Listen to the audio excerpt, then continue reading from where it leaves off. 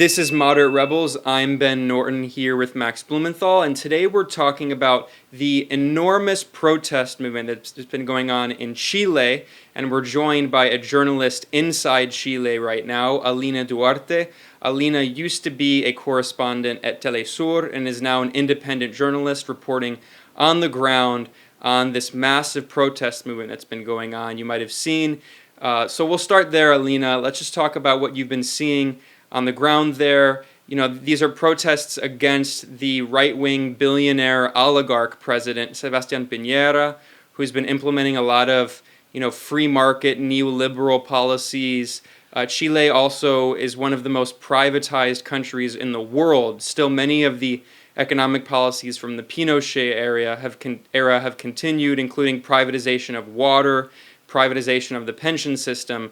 And for our viewers who don't know, we should keep in mind that Sebastián Piñera, the billionaire oligarch president of Chile, this is a guy who has openly defended the former fascist dictator Pinochet, Augusto Pinochet. So our viewers and listeners probably know that on September 11th, 1973, the first September 11th attack, if you will, the CIA overthrew Chile's democratically elected socialist president, Salvador Allende, who was democratically elected and died in the U.S. coup. And now Pinochet is still a figure who actually is not, as demonized as you would think in Chile. In many ways, the government in Chile continues in the footsteps of the Pinochet dictatorship.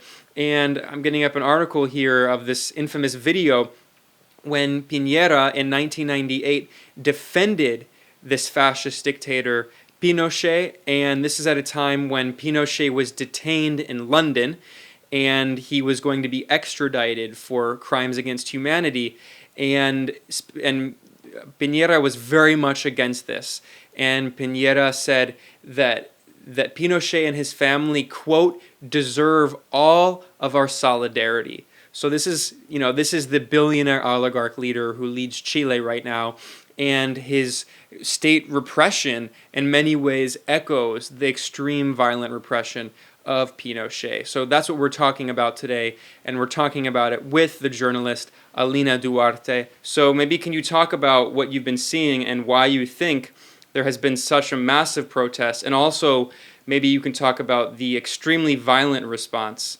from the government. The police have already killed dozens of protesters. Apparently this started 3 weeks ago when the students decided to protest over the increases of the tariffs of the metro. And I say apparently because that demand or that angry against the increases were just the start. People started protesting with them, and it took just a day, 2 days, to see these thousands and thousands of people, not only here in Santiago, Chile, in the capital of Chile, but also in the rest of the country, in the main plazas all over. So there are thousands, and I can't believe, even when I've been here for the last 2 or 3 weeks in Santiago, they don't stop. They're really angry. They're really pissed. And it's not only about the tariffs. It's not about the fares of the metro. It's about a system that they've been saying during the last weeks that it's the continuing of the dictatorship of Pinochet. It's about social justice. It's about the conditions of thousands of millions of Chileans during the last decades. So it's really, really amazing. Even with the curfew, even with this repression of the carabineros, the police enforcement, they are not stopping. They are continuing every single day during the last 21 days, and they are not. Even when the government have announced a lot of the things, for example, they stopped these increases of the metro, they consider the increase of the minimum wage. Even when a lot of things have happened, they're still on the streets, and most of them are young people who are really tired to get this high debt to study the university, as in the U.S. It's really similar, and well, it's really amazing. But also in the other part, the torture that we've seen, it's the same, and that's what people been saying. The oldest people who lived under the dictatorship, they're really scared to see that the same practices during the Pinochet government, they are still repeating. The carabineros and the military are torturing people. They are disappearing students. The repression is just unbelievable. There are tear gas, water cannons all around, and the only thing they've been shooting at the students. There are so many people now without eyes; they cannot see because the police are really aggressive. They don't care if they use tear gas at hospitals, at schools, with kids. It's just amazing. Now they called the center of Santiago de Chile this zero zone because everywhere after 5-6 p.m. There are barricades everywhere. The protesters are also demanding that the Constitution be changed or updated. This relates to the ghosts of Pinochet. Am I right? Because the Constitution has not been changed, although there have been these promises that it be changed to put to bed the Pinochet era. Michelle Bachelet, who's now this great human rights defender, creating space to embargo Venezuela completely and getting the Hillary Clinton award. She failed to change the Constitution under her watch, even though she herself was tortured under Pinochet, as far as I know. And so there's this demand, yes. But explain what's wrong with the Constitution and how it connects to the economic demands of the protesters. Yeah, actually, and we must say that the class consciousness during these 3 weeks have been changed like a lot. The idea of a constitution wasn't it was not the demand of the protesters during the first week of these huge demonstrations. 3 weeks after, we are seeing that the people are asking for constituent assembly. For them, it's really important to get a new constitution because the one that is now ruling this country was written under Pinochet dictatorship. And what they're feeling is that, well, it's really amazing to be here because even when there is not a dictatorship anymore, or we believe that there is not, people are really afraid of this government. They really think that this is the continuing of the Pinochet dictatorship. Even the people who was at the cabinet with Sebastián Piñera worked for Pinochet. So they are really into this idea of changing everything, and they have the power with thousands of people in the streets. They're asking for refound the state of Chile in every single way. It's not about, they say, it's not about, I insist, the increase of the metro fares. It's not just about the students on the street. They are asking for a new social agreement in this country. That's why they are supporting the young people now in the streets. I insist, I don't think that the mass media obviously are saying what's going on here, and it's really scary that in 2019 we are talking about curfews, we're talking about disappearings.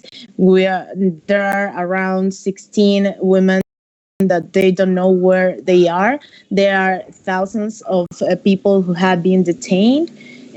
People getting tortured in the main plaza of Santiago de Chile, in Plaza Italia. The metro station of Baquedano was used 2 weeks ago for torturing people. There are so many videos of people screaming in that metro station. So it's really afraid. It's really scary what's going on here. And the mass media, it's just talking about Venezuela. So that's why the people are really into this idea of a new constitution. And I insist, it's amazing how this idea of protesting against or for the resignation of Sebastián Piñera has already changed. They really think at this point that the resignation of Piñera won't change anything. They're really conscious about that. I'm really impressed that they understood that this system can only be changed by changing everything, not the president, but the system. They're talking about education, healthcare, minimum wage. Now the people are talking about the indigenous movement. And for example, Mapuches, the most important indigenous movement here, it's now on the streets and they're calling for unifying these struggles all over the country. And these, everyone, the students, the working class, the union, the sector of transportation, everyone coincide that the only solution, that the answer of these problems of the situation of Chile, it's just a new constitution. Yeah, and there are a few things I wanted to mention there. I mean, I'm glad you mentioned the role of the Mapuche, the indigenous, and we'll talk about that in a second. But the first thing is actually, I want to get up, there was a really interesting study that was just published. I have it up here in Reuters. The headline, "Support for Chile's Piñera is the lowest for a president since the Pinochet era." They found that support for Piñera has plunged to just 14%, which is the lowest level since the Pinochet dictatorship. Also, I have another article up here about Piñera. You know, what's interesting is that in media outlets, he's frequently referred to as a pro-business president. Of course, for people who don't know, Piñera is himself a billionaire. He is a kind of Trumpian figure before Trump came in. And I have this article up from The Guardian. The headline is, "Chile President-elect reveals hardline cabinet with ties to Pinochet." And the article notes that this is right after Piñera won the election. The billionaire businessman Sebastián Piñera has unveiled a new hardline cabinet, including prominent conservative figures and some politicians once closely aligned with the Pinochet dictatorship.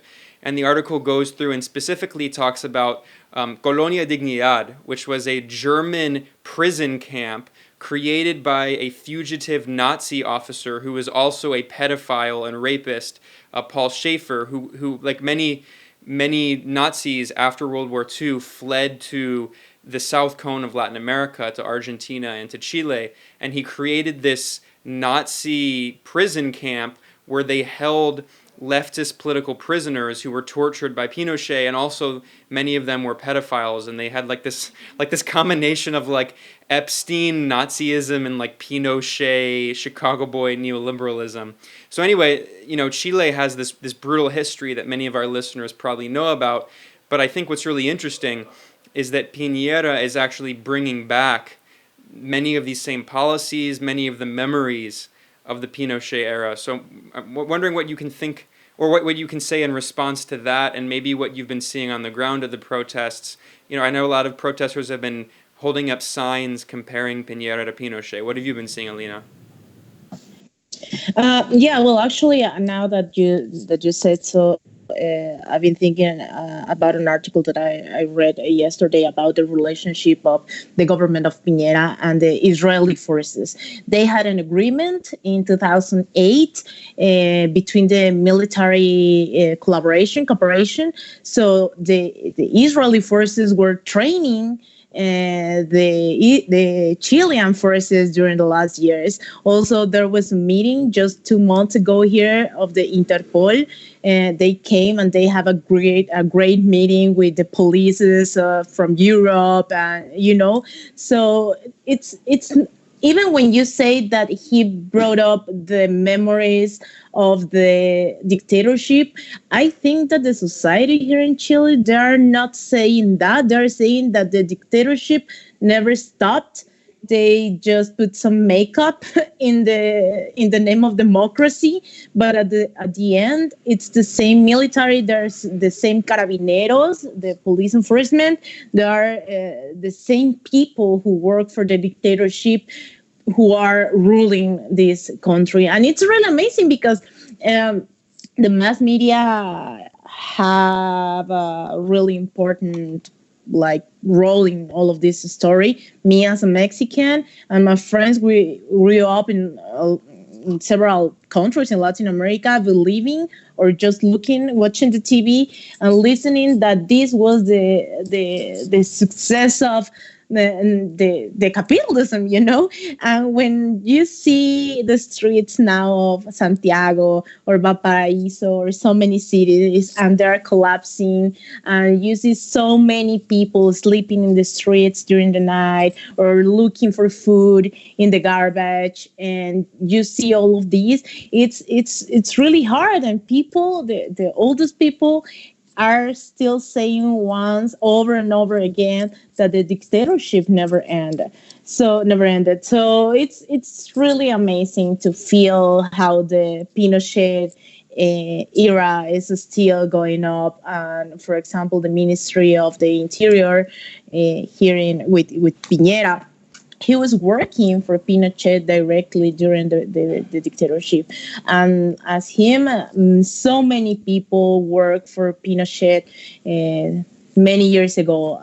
There is still this sentiment in the society that things have to change. And that's why they are inspired. They are hopeful about what can happen during the next months.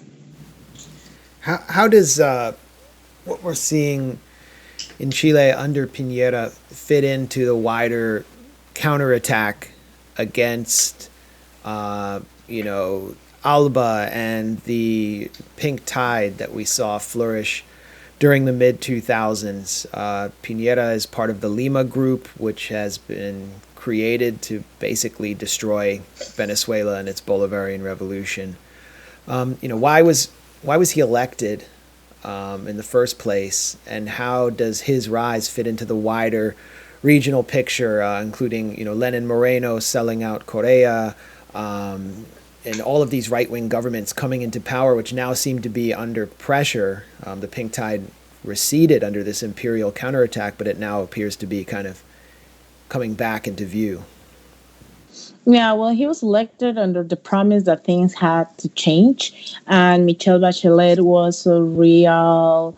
The sentiment after Bachelet, I think, was people were just were hopeless after having a quote unquote leftist government in Chile, and she didn't change anything. Very Obama-esque. So yeah, it's pretty the sentiment that they had. And when they say we are not calling for it, for example, it's like you cannot stand up in this protest with a flag of a party. Even the Communist Party that is well seen in Chile, the political class, they are not in the streets.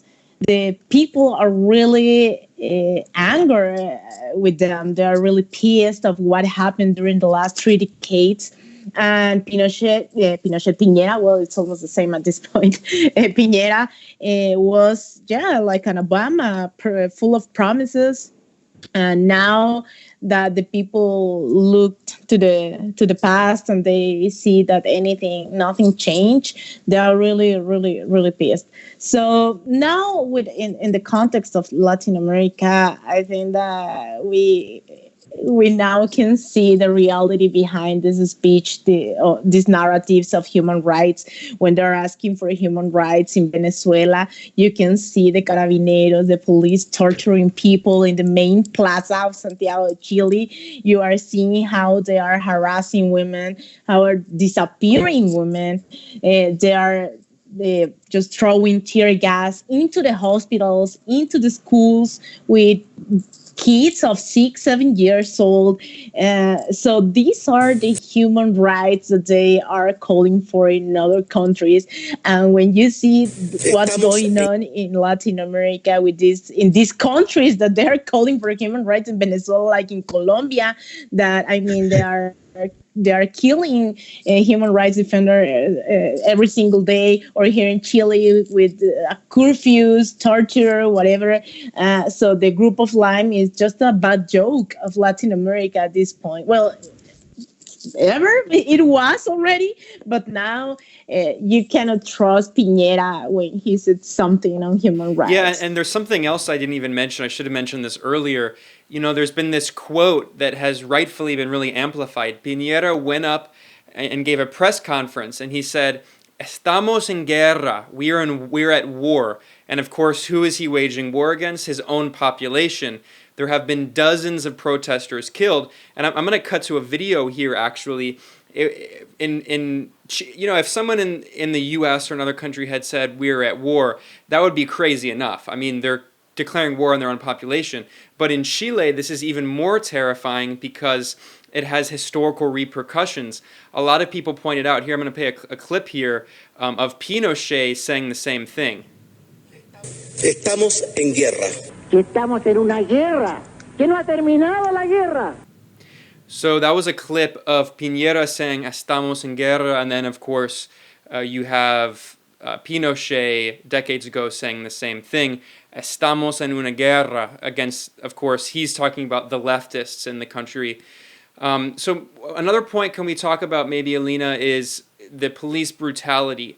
What's interesting is that this police brutality has been so overt, so extreme, that even the New York Times actually published a pretty good video looking at some of the social media videos that have gone viral showing police forces, military forces that have been deployed by Piñera shooting unarmed protesters, shooting journalists, shooting photographers at close range. Dozens of people have been killed. You mentioned that protesters have lost their eyes. What kind of response have you seen from the police? And also maybe you can talk about, for me, this is just, the hypocrisy is so ridiculous because, I spent several months in Venezuela. Max and I went to Nicaragua, and these are the supposed so-called dictatorships. There, you barely even see police around, and if you go to an opposition protest in Chacao, the rich areas of Caracas, you never see any police, and you have all of these, elite protesters marching as if they're against a dictatorship. Meanwhile, you go to Chile, which is supposedly, they call it the freest, supposedly the most democratic country in Latin America, but you have these state forces that are gunning down dozens of protesters. Yeah, actually, I can tell you that I've been covering a lot of protests during my whole life. I was an activist in Mexico. I was between the tear gas for so many years. What I can tell you is that the things that they're throwing at the demonstrators, at the protesters, it's not tear gas. At some point, I was in the middle of the Plaza Italia, and I couldn't breathe, like for seconds. I was almost like, I was feeling like dying. It was like pepper with tear gas, it's amazing, the repression. And now something really, it's not funny, but what happened during the last days was that they are trying to, the repression has obviously increased in Plaza Italia, in Santiago de Chile. They are not allowing the demonstrators to show up in the plaza.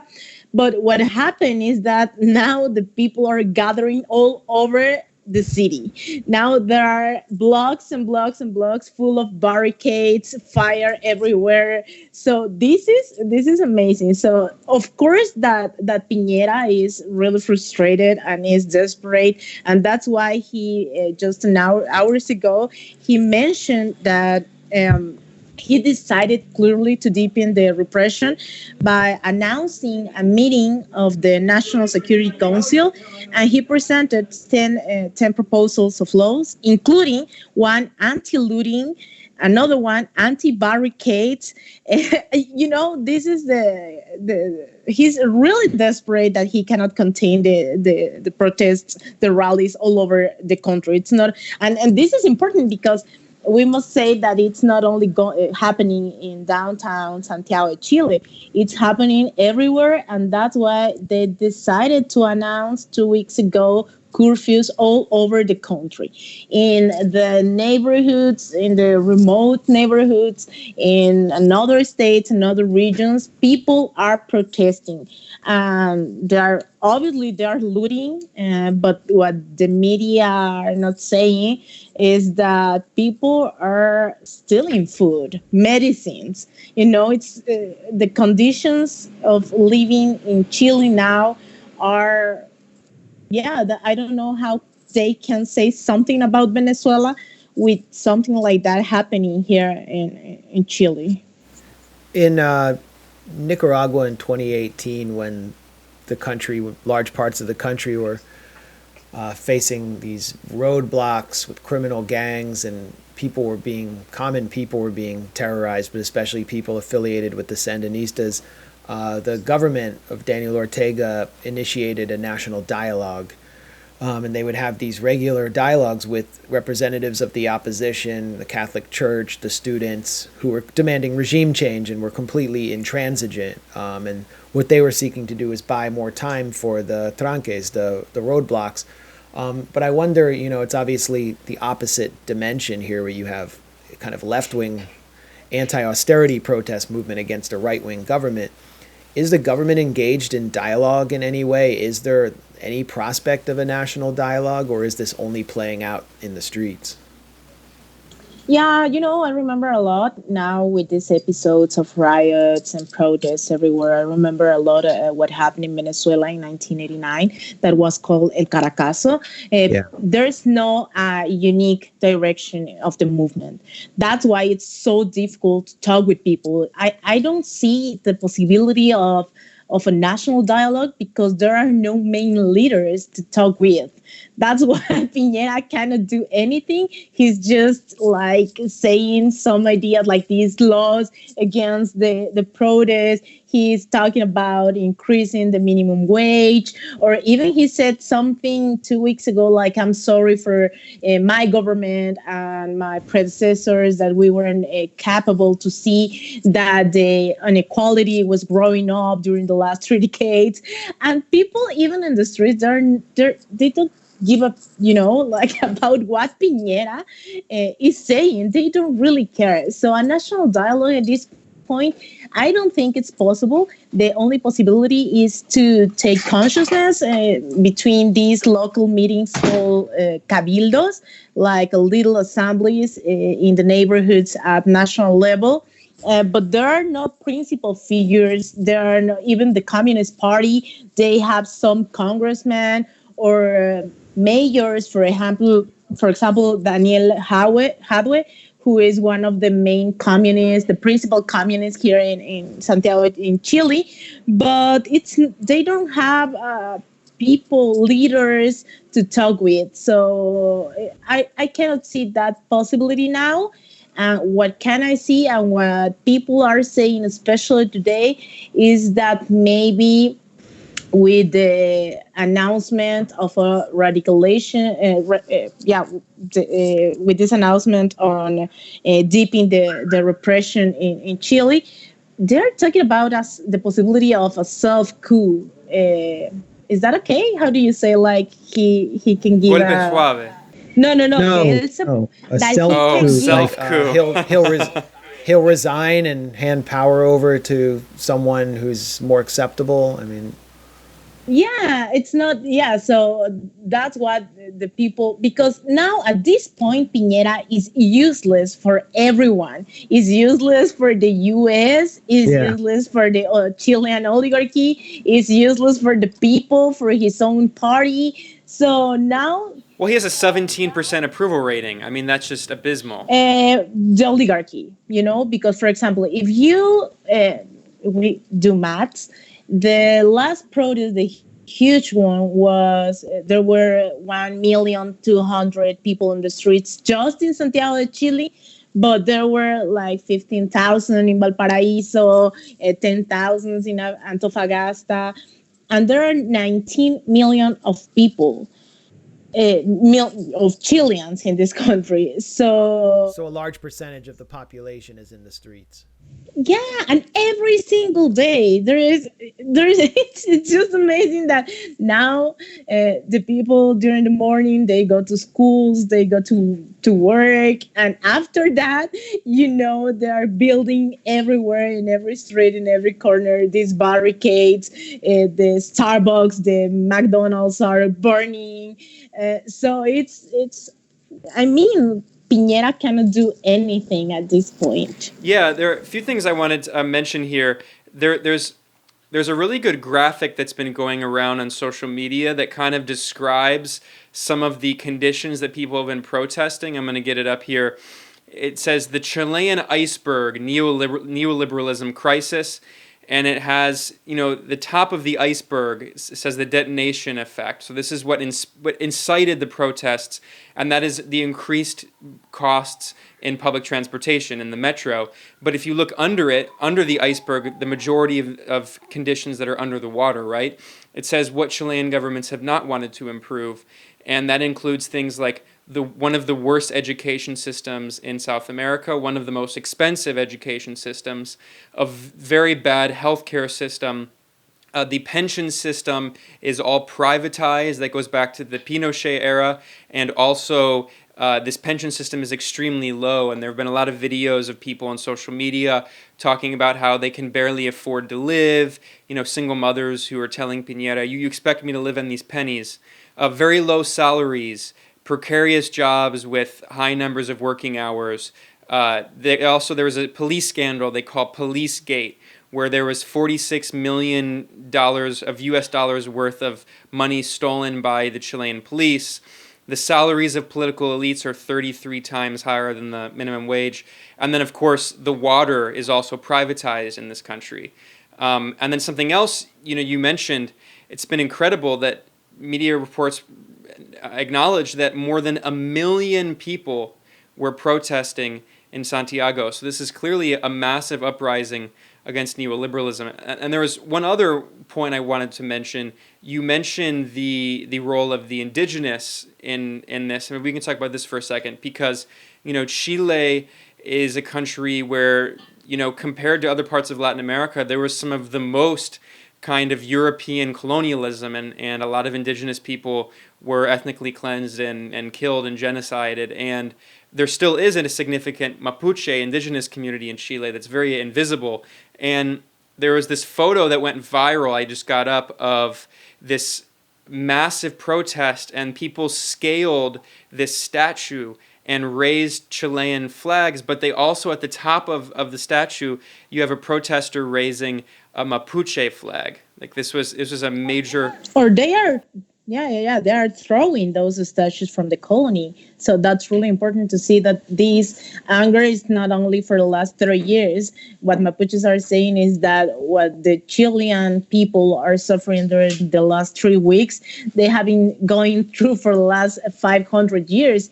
And it's interesting because I went to the south of Chile, to Temuco, that it's the land that they consider Mapu. They don't consider themselves as Chileans. They consider themselves as an independent nation.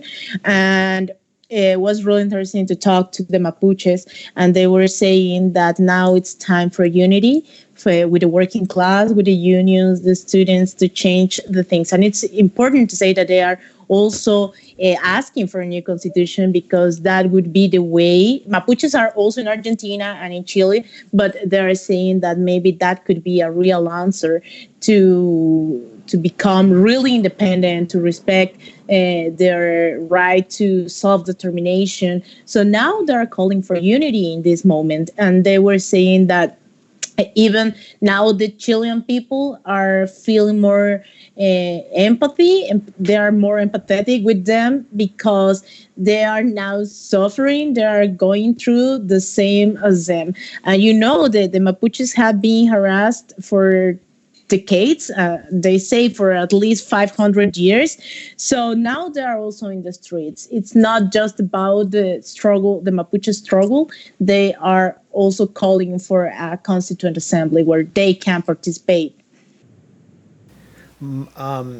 Shifting subjects a little bit to how the protests are perceived, the first thing I want to ask is about some of the right-wing propaganda that's been used to undermine the image of the protest movement. The former CIA acting director, Michael Morell, who's now involved in all kinds of, propaganda spin-offs, like the Alliance for Securing Democracy.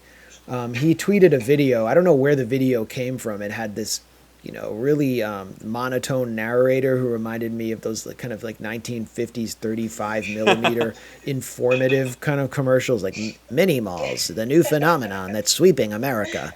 And he's talking about how Russia and Maduro and Cuba are basically controlling the protesters by remote control.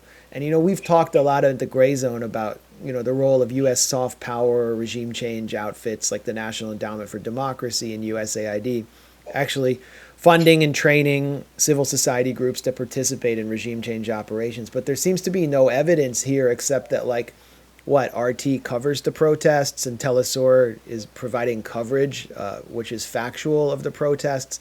But my question is, this is obviously for external consumption. Is this narrative, are Chileans hearing this narrative? Is this playing out in Spanish language media?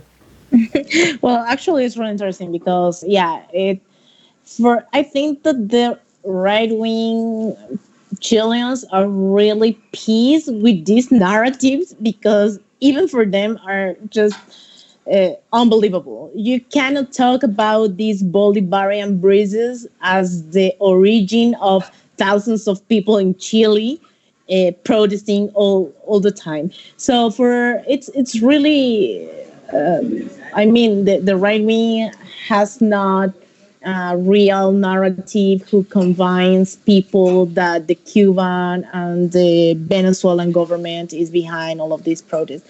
And when you see in the streets people sleeping in the streets, students with debts that they cannot pay but in 10 years, when you see how is this going in Chile, it's obviously that the Bolivarian revolution is not. But even that, it's a real contradiction because the same people who are saying that the Bolivarian Revolution or that the Cuban government or Russia or whatever are behind these protests, they were saying just 2 months ago that Maduro is isolated, that he's alone, that no one believes him and he has not support. Right. And now he's all powerful. He's God. Yeah, he's like a god. Yeah, just even better, actually, everywhere. Maduro made a great joke about his mustache, and he was saying super bigote. He was like, my mustache is so powerful, I can overthrow entire governments now. Yeah, show that footage. Yo no soy Superman. Yo soy super bigote. Mira. ¡Pum! Cae el gobierno. So now it's really absurd. It's funny for us to see that now Nicolas Maduro is everywhere behind everyone. And now even, for example, in my case, when I'm trying to put on my social networks what's going on here in Chile, people from the Venezuelan opposition, from the Bolivian opposition, the Latin American right wing are calling me like I'm an envoy of Nicolas Maduro to destabilize Chile or things like that, or that we are agents of the Sao Paulo Forum. It would be a joke and it's funny and it's for us. But if that's the narrative of the oligarchy in Latin America, of course they're not gonna be successful. It's a bad joke at this point. Oh, absolutely. Me and Ben went to the Sao Paulo Forum, so this episode. It's obviously all propaganda from the bigote of Maduro. Actually, there's a really good article that I'm going to get up on the screen here from Frederick Mills, who's a scholar on Latin America. It's called The Super Mustache of Nicolas Maduro, the Scapegoat of Neoliberal Elites. And he goes through and looks at all of the different leaders. But what's crazy is, people might have seen that in Ecuador, there was another massive uprising against IMF loans and austerity and neoliberalism. And the president there, Lenín Moreno, who is has sold out his country to the U.S. empire, to the IMF, has reopened a U.S. military base in Ecuadorian territory. Lenín Moreno blamed Correa and Maduro, and he said, the satrapy of Maduro has activated, along with Correa, their plan of destabilization. So, they're using the word satrapy. This is the kind of ridiculous 19th century propaganda they're going with here. Yeah, how can you make these Bolivarian breezes a narrative, a state narrative? It's just unbelievable that you cannot argue, you don't have arguments to explain what's going on. But what, in the other hand, you have the people, the indigenous movement in Ecuador and students in Chile talking about the consequences of the politics of the FMI. So the only thing that have happened is that now people are really understanding how the neoliberal system is working, no matter if it's in Ecuador or in Chile or in all over the region, in Colombia. And now these Bolivarian breezes, narratives, and these new kind of, we say in Mexico, chupacabras, this new monster, the new phantom, the new of communism. It's so ridiculous. They don't really have arguments, and that's why, for example, the Venezuelan opposition particularly, they are really, really pissed that when we are showing that in Chile they're having a real dictatorship with people murdered, with people tortured. Now they're really angry because the idea of a dictatorship in Venezuela was built for many years, and they don't have these images. Nothing like this is going on in Venezuela. So well, they have the Bachelet report, which says that Maduro basically committed genocide. Yeah, Bachelet is not saying anything about what's going on in her country. And as you said at the beginning, she was tortured under the dictatorship. It's amazing that someone like her, who lived under the dictatorship of Pinochet, it's just in silence in things that are going on in her own country, but she's really worried about Venezuela. So what's even worse is that in response to these ongoing protests, Bachelet, who is now a UN Human Rights Commissioner, she released this statement that was like this both sides thing, where she said, you know, the government and the protesters have to stop their violence, making a false equivalence between the brutal repression of the Piñera government and the protesters themselves. And another point I wanted to make, Max mentioned this insane tweet I just got up from Michael Morell, who's the former acting CIA director. He said, anyone who thinks the protests in Chile are driven by poverty and inequality, as some would have us believe, need to watch this video. This is about Cuban, Venezuelan, and Russian interference. This shows the vulnerability of even a well-functioning democracy and economy to hybrid warfare. Now, what's crazy about this, not only is this just insane propaganda, what we were talking about, but everyone knows the history of CIA meddling in and destroying the actual democracy that Chile had. I mean, it's just, think about what kind of sociopath you'd have to be the leader of the CIA, and then talk about the threat to a well-functioning democracy in the country of Chile, where you overthrew the elected president. Everyone knows that. I mean, it's the most famous CIA incident in history. And then even aside from that, another thing I pointed out on Twitter here is that, so we now know this is a literal CIA talking point. You know, Michael Morell is a guy who called for killing Russians and Iranians in Syria to, quote, make them pay a price, and to, quote, scare Assad. So this is a guy who he admitted in an interview that Al-Qaeda dominated the so-called rebels, and he still called for the U.S. to kill Russians and Iranians in Syria. And now he's spreading this propaganda. Ben, what you're saying is that he was the CIA director. Well, no. Oh, exactly.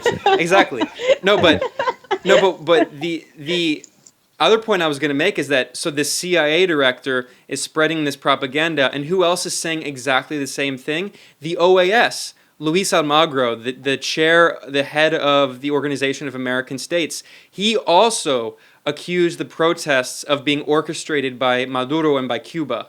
So we have another example of how these so-called international organizations like the OAS, which act as vehicles for U.S. power in the region, are echoing narratives that are identical to the narratives being spread by CIA directors.